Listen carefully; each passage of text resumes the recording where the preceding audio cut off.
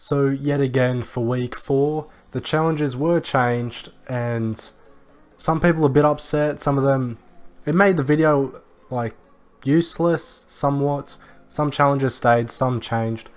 But what I noticed is that challenges I discussed in week 3 easy guide appeared in the week 4 challenges once they were released. So there may be some challenges this week that will not come out, but they may come out next week. And some of the challenges from week 4 may come out in this week 5. So getting straight to the challenges, the first one is that you need to record a speed of 25 or more on different radar signs, and I only know 2 possible locations for these radar signs. I know the ATK is just fast enough to go 25 and 26, so you'll get that without even drifting, but the Quad Crasher goes about 21, a speed of 21, so you'll have to boost to get it. But it says 0 out of 5. I don't think there are 5 on the map because I only know of 2 of them, which are both located in the desert area of the map.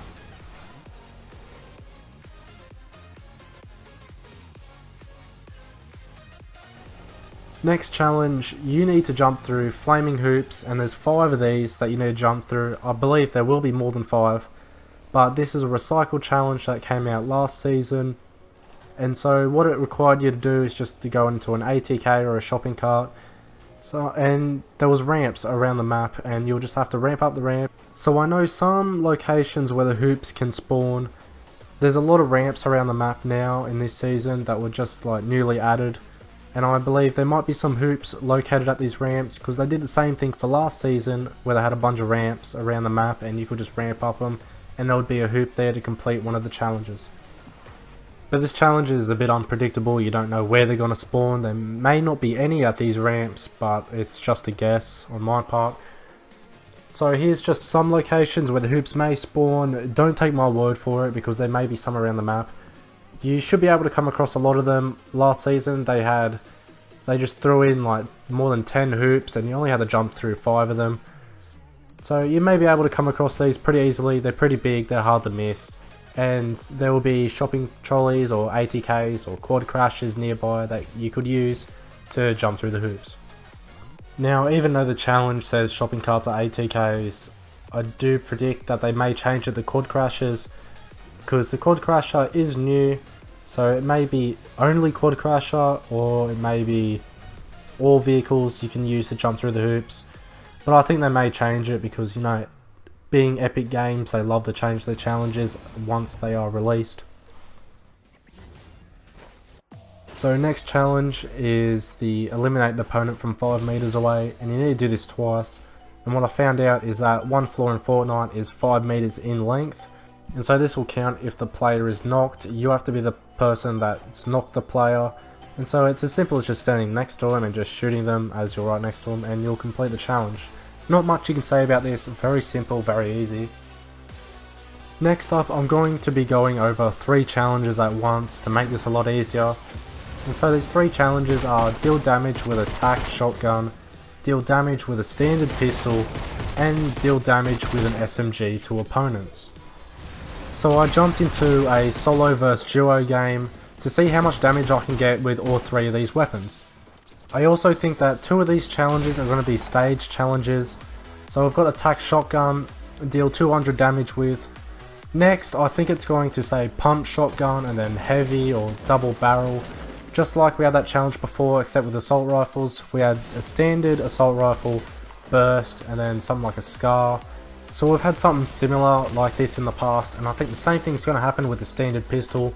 First you got the standard pistol, which I think is just like the grey and green pistol. That's what I think is a standard pistol because it's like the first one that's ever been to the game. And then after that it might be the dual wield pistols to complete a challenge, getting damage with that. And then something like the deagle, getting damage with that to complete another challenge. So I think these are going to be staged ones.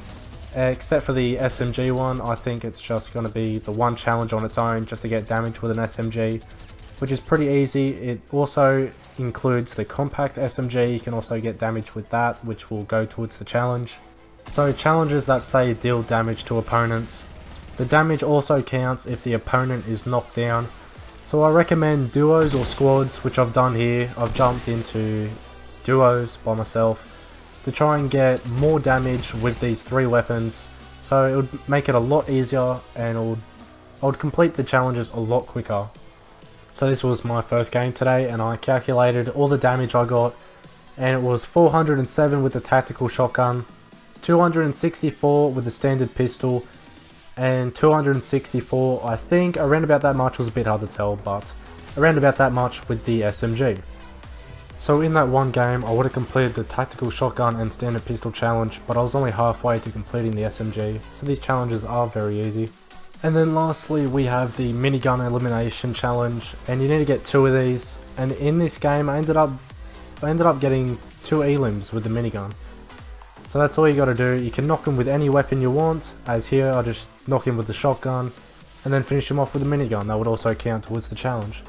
So that's all you need to do for that one. It's very easy. Once these challenges come out, I think people will be carrying around miniguns a lot more often, so you just gotta find someone and you'll get it off them. And that is all for these challenges. I forgot to mention at the start that the Flaming Hoop challenge, the Speed challenge and the Tactical Shotgun challenge are part of the free battle pass, and the rest are like part of the paid version. And I feel like I have to remind you guys, but these challenges were leaked a few days ago, and Epic Games like to change their challenges to sort of surprise people, because these sort of videos like the guides does ruin the surprise of the challenges. So don't get angry at me, don't be commenting like false information or something like that. I'm just going off what the leaks say. But anyway, thank you for watching, and I hope you enjoyed.